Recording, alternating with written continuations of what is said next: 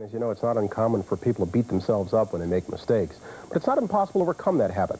That's what our Tracy Smith learned in a series that we're calling Train Your Brain. Trace, good morning. Good morning, Brian. You know, this happens to a lot of people that I know. You're giving a presentation at work, or you're telling your kids about something important, and you make a mistake.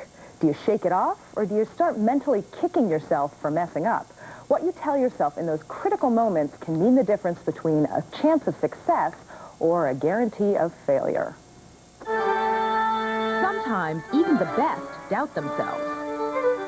At this level, mistakes can be fatal to a career. And what's worse, many elite performers are their own worst critics. That's where Juilliard professor Don Greene comes in. He's not a music teacher. What I'm concerned with. Dr. Greene teaches ways to improve performance and silence the crippling self-criticism that often comes with it. Okay. You can absolutely change how you think. Colleen Gaetano is a world-class soprano getting ready to audition with a big city opera. If she hesitates or stumbles before hitting a high note, you might not notice, but it could devour her self-confidence. Dr. Greene's job is to help her tell herself to go for it. The movement I'm seeing with your body is your... Colleen's learning to tell herself to stand straighter on stage, more centered. The confident posture translates into fewer mistakes. I go in there and I sing to the best of my ability, regardless of what the outside world is, thinking of me at that moment. In music, or in real life, Dr. Greene says that success means ignoring those nagging little voices in your brain that tell you how unworthy you are when you make an error. For those of us who beat ourselves up in everyday life, are there certain things we can tell ourselves, cue words? Absolutely. Shut up. That's just one. Really? This is not the voice of God. These are just tapes in our mind that have been programmed in from old music teachers or old harsh critics, and they just tend to run until we bring conscious awareness to them and say, wait a minute, shut up, I don't need this.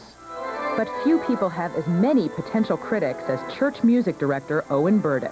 Church organists just expect to be perfect for the congregation, yes? And they carry a lot of stress. Well, God understands that we're not, but the people downstairs... Owen's probably his own harshest critic. What do you tend to do right after the mistake?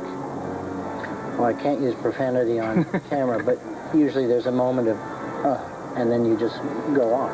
When Owen makes a mistake, his face is a dead giveaway. The only thing I'm seeing, I think, is some jaw tension. Oh, yeah. People, after they make a mistake, tend to clench or tighten. If they go into the next phrase or the next sentence with the tight muscles, it sets them up to make another mistake. So after one of accepting it, the second thing I ask them to do is get back in touch with their body and make sure that they haven't tightened up or clenched. It looks like a quick fix, but the mere act of keeping his jaw relaxed gave Owen a musical lift. So do you think next time you make a mistake, I know it doesn't happen that often, you'll recover more successfully? Well, definitely. This whole thing with the jaw tension is an eye-opener, because this is really the first time anyone's ever said it to me. Mistakes are inevitable. So the first step that I ask people to do is to immediately accept it. Just accept it so now we can move on.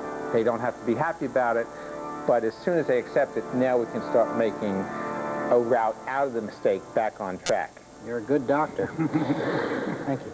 Now, Dr. Greene says you don't have to be an elite performer. Just about anyone can recover from a mistake with a few tips. The first is accept the mistake and focus on now. That means lie to yourself, basically. It doesn't mean lie to yourself. It means after you miss a putt, for example, don't walk around the next 5 holes saying, why did I miss that putt? I missed that putt. I missed that putt. Let it go. But that's what we do. That's what we do. You got to let it go, That's why you hit it out of bounds in the next hole. Second tip? Unclench. Do you know a certain place where you keep tension? When you make a mistake, me, it's right here. Really? So you got to focus on that and let it go. So it's actually a physical-mental connection. It's actually a physical-mental connection. And the third one? Third is cue yourself with certain words or even a piece of music. For me, it's Al Greene. E.g.? Or words could be cool, smooth, if you're making a putt. As opposed to, I stink. Exactly.